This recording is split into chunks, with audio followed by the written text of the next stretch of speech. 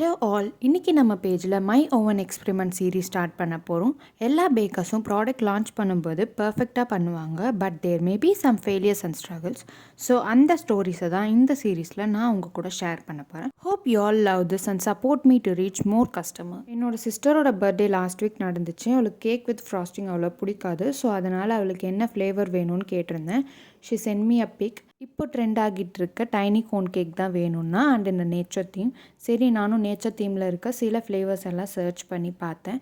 And இந்த சம்மருக்கு சில்லுன்னு இருக்கணும், நியூவாகவும் இருக்கணும், ஒரு பைட்டுக்கும் சர்ப்ரைசிங்காகவும் இருக்கணும்னு டிசைட் பண்ணேன்.